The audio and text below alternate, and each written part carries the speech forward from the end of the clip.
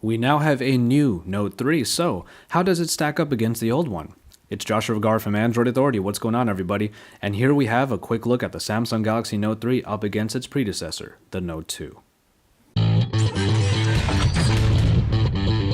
While much of the Note 3 has been updated, arguably the best changes come in the design. The S Pen has been somewhat shrunken down but retains its general aesthetic. The Note 3 might take on a narrower, thinner, and lighter profile than the Note 2, making it even easier to handle in the hand, but it is in the material choice that many people might find something to really like. This is because the glossy feel has been done away with for a textured plastic that is easier to the touch, doesn't slip about, and keeps fingerprinting at bay, all of which were issues with the Note 2.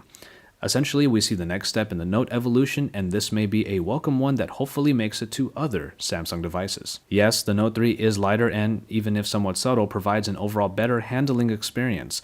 It is balanced, and though two-handed operation is used here, throwing the Note 3 around in one hand is definitely easier this time. The Note 3's screen improves in its bezels, making its screen 0.2 inches larger than the one found in the Note 2.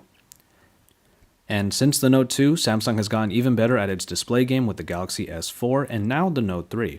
Those bezels are nice and thin, adding to the screen's overall real estate.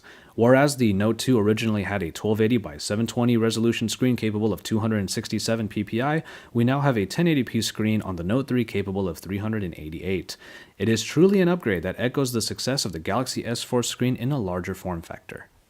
Under the hood, the Note 3 will come with either the Snapdragon 800 at 2.26 GHz or the Exynos octa-core that typically doesn't get much play in the West.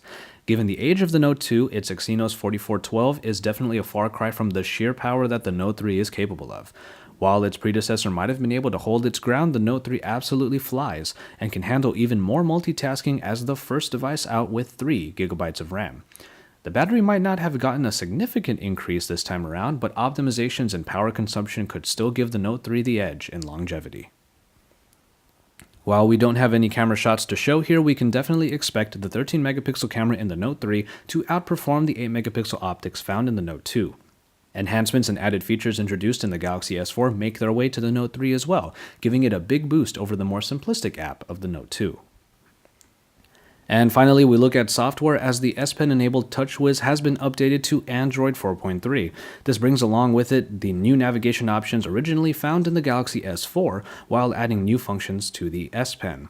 Air Command helps you to streamline the S Pen experience, and new ways of using the pen like Action Memo, enhanced scrapbooking, and even a full device search program really bring this new version of the smartphone into the limelight. While the Note 2 remains a very popular device, it's clear that the Note 3 continues the evolution of the Note line. And so, there you have it. It's not hard to see that the Note 3 is a real step forward for the Note line, and while the Note 2 remains perfectly viable as a pen-enabled tablet phone, Samsung has added in quite a lot to make the upgrade very much worth it. We have much more for you on the Galaxy Note 3 coming up, so stay tuned to Android Authority because we're your source for all things Android.